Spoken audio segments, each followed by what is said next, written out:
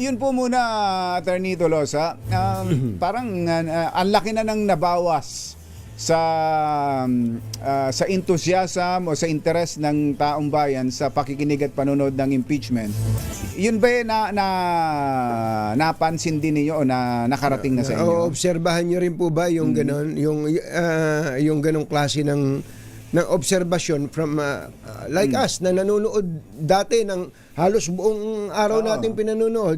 Pero admittedly ngayon, kumbatsero, pagtatapat ko kay attorney, pag dinaanan ko at pupunta na ako sa My Sticky Love ng Korean, K-drama. Parang ganun. Go ahead po, attorney. May narinig ho tayong ganyang feedback, no? Kaya pinipilit ho talaga natin, no, na anyayahan yung mga kababayan natin na subaybayan itong mga paglilitis dito at para maintindihan nila kung gaano ho ito ka-importante. No? So, kaya may efforts din ho tayo na mag-reach out ho tayo, no, pati ho dun sa mga iba't ibang probinsya, pati sa mga local stations, no, para maiparating ho natin sa kanila kung ano yung nangyayari sa pagdinig ho, no.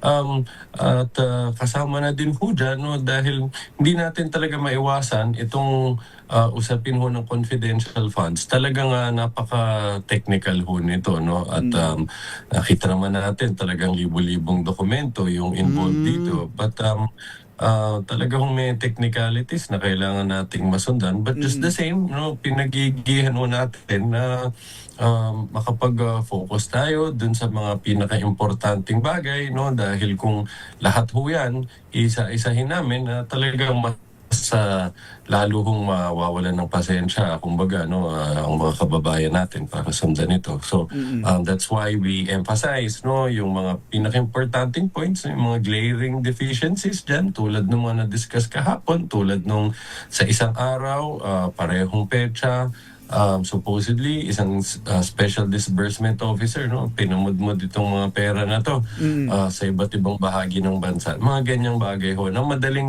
maintindihan, no, at nakakapukaw ho ng interest din syempre ng ating mga kababayan.